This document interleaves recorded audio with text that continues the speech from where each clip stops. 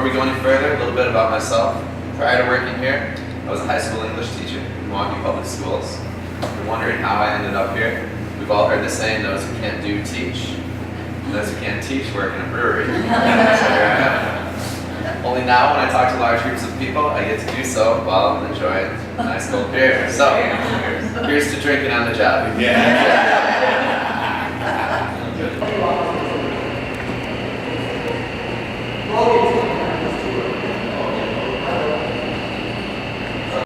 Dipped it inside, and now I'm about to take this wad of yeast, which right now this would make me enough beer in the homebrew world to basically suffice for me for the rest of the year. That little bit right there. I know that there's 200 barrels that are happening here, and there's 32 of these tanks. So I'm about to put all this bacteria that lives in the world back into that jug right there, and so this isn't going to happen, but it's one of the reasons why they will definitely slap my hand when they find out. So yeah, it's already settling, and I can see this little film on top. Just enough to see the little white edge right through here. That little film is why it's settling out. Is going to be beer on top. It's probably, this is meant to be 6.5% alcohol, 6.6. Right now it's probably only at about maybe 4.5, 5. So it's almost done. And the only reason why I can figure that out is because of the splashiness that's happening in there. Because it's already settled out. So we're about 3/4 of the way through this complete process. You obviously don't want any of this in your beer. So all this is going to settle into that cone right there. And that's why the cones are shaped specifically. So you can take this, and now I'm going to show you over here where this now goes. So just put this in the back of your imagination. It's the best, It's just a joke, and I suggest not reading right now. And then because I don't think I want to disturb what they're doing back there, let's take one quick walk over here. That is definitely barrels. We release it seasonally. It comes out with a relatively high ABV. So if you're a fan of Wisconsin State Drink, the brandy old fashioned, and blacking out, this is the beer for you. When the business first opened, it was described as a Frankenstein operation. And that's because a lot of the equipment they were using had lived and died a previous life before Russ and Jim brought it back to life once more. For instance, those fermentation tanks behind Russ, you see there, those are actually repurposed dairy tanks, which is fine, completely on the level. However, they were told each tank needs its own unique name. So Russ and Jim, being the students that they are, decided to name this ingredient here. Anyone know what this is? Wheat. This is actually barley, but if this is barley, what's this? You're right, more barley. All right. Barley selfie, barley group photo. Now, pale malt. We find it in every one of our beers, except of course the New Grist gluten-free beers. We use brown rice and sorghum extract as the grains for those. This comes to us delivered into that big white silo behind me, about 50,000 pounds weekly. Comes to us lightly roasted. If you were to roast it a little bit longer, you get these caramel malts. Find these in beers such as our River West Stein or Fixed Gear, right? Gives the beer those nice amber hues and notes of caramel flavor. Up the chain bay, they'll be delivered to this big white thing here called the grist hopper, right? Now the grist hopper's job is to make a grain down into our mash tun, right? This big silver vessel there. Now the mash tun's where we add our second ingredient. It begins with an H, hot water. Classic misdirection. We're going to add hot water there. We're going to bring the temperature up to 170 degrees, allowing the carbohydrates to break down into fermentable and non-fermentable sugars. Okay. From there, we're going to send it over to the lauter tun, right, which is another big silver tank just adjacent to our mash tun. That's going to essentially act as a giant coffee filter, filtering the spent grains from the sugary liquid, which is now called wort, W-O-R-T. Right? Now, the spent grains, we're not just going to throw them out. Right? We're a green brewery. So what we're going to do is transfer them into the big silo in the front of the building. From there, they'll be delivered to farmers all across the state of Wisconsin. We will then work it into their soil or use it as cattle feed. Now, first short answer to this question on the tour. What's going to happen to these wet spent grains as they make their way from brewery to farm?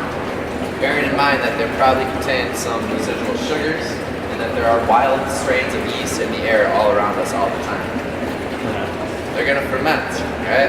Which is why we have the happiest cows in the state of Wisconsin. We get them drunk. It's also going to act as a natural preservative. And lastly, it's going to later be added into boil. It's going to give the beer those citrus, piney, floral notes that we typically associate with hotter beers like IPAs, India Pale Ales. From there, we transfer over to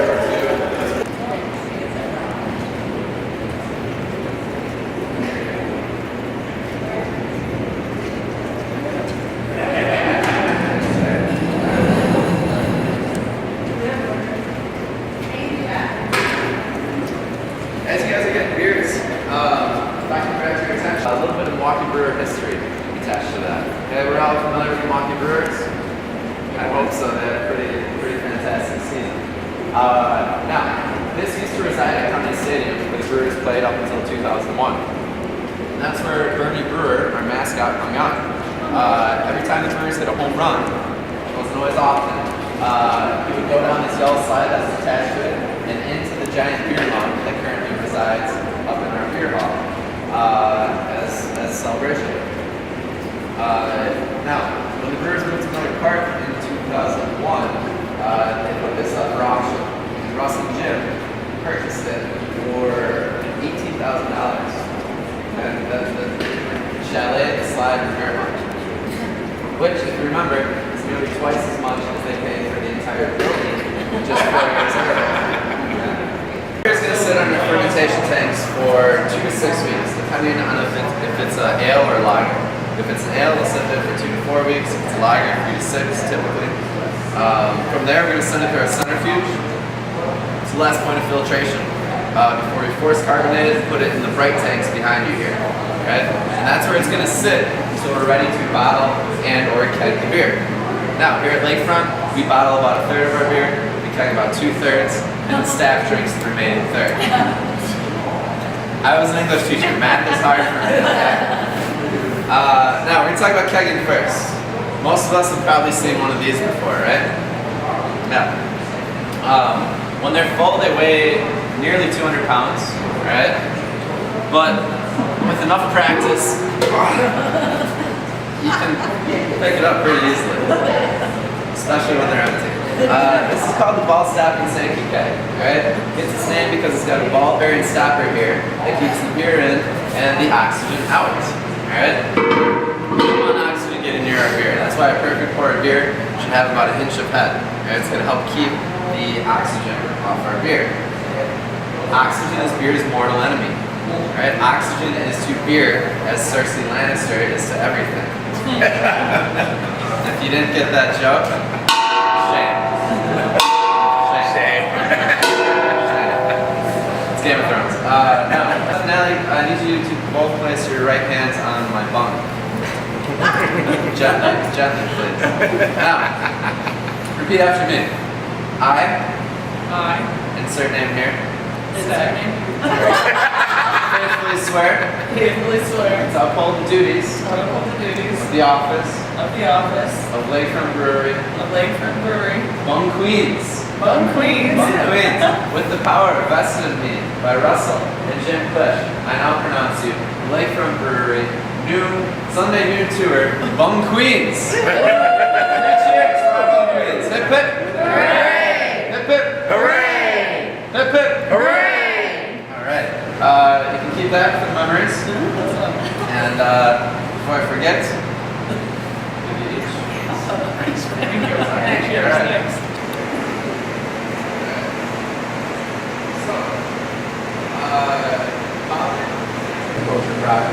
We do can a couple of our beers. We do that at a different facility, not kosher. Same goes for root beer, but everything we do on site here is kosher. We have a rabbi who comes through every so often. He inspects the place for cleanliness, believe it or not. And if he gives us hard time, we throw a couple 6-packs his way with a climax machine and show him the dark. Alright. I'll be the one that gets the name fired one day. Alright, some of you may know already, but parts of it were inherited from the Schlitz Brewery, right? Which happens to be where these two lovely ladies Laverne and Shirley filmed the opening credits sequence of their show. Laverne and Shirley. All right. Now, if you haven't seen Laverne and Shirley, if like me, your mom didn't make you stay home and watching it at night with her on weekdays, you might have seen Wayne's World. Party on tour. Okay. Party on. Nolan. If you haven't seen Wayne's World, simply go to your local Blockbuster. Check out the VHS. I'm sorry, we got some younger audience members here. What's a VHS? Blockbuster is like Netflix, but a building. Now, some of you may have heard, sadly, Penny Marshall passed away recently. Okay, so let's have a moment of silence for Penny Marshall. I don't want to bring the mood down. Let's cheers loudly enough so that she can hear us in heaven. All right. Cheers to Penny. Cheers to Penny. She's the one on the right. Okay, someone's wondering. Now, to pay homage to those two women, we are going to recreate that opening credit sequence ourselves. So we need a couple volunteers. It's not Nickelodeon. I'm not going to drop slime on it. Come on. All right, Laverne. Who's going to be Shirley? Have her do it. She's already here. You're our volunteer. She wants to. Come on, Shirley. No, it's okay. Okay. You made eye contact. Come on, co-pilot. I have to record you. All right. Laverne and Shirley, you're going to stand. Oh, don't put the glove on. Oh. Wash your hands, all right?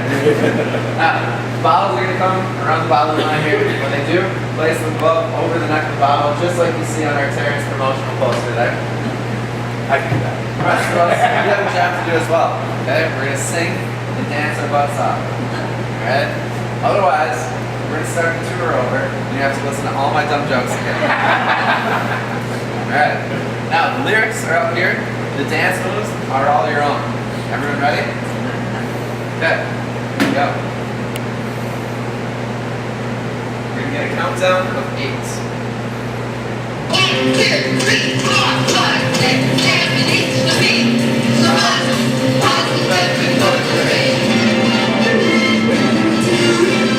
give us any chance, we'll take it. We'll say no, we'll break it. We're gonna make our dreams come true. Nothing's gonna turn us back now. I can't hear you. We're gonna make our dreams come true. Turn it our way. There's nothing we won't try. And the future might be awesome. Alright. As much as I would like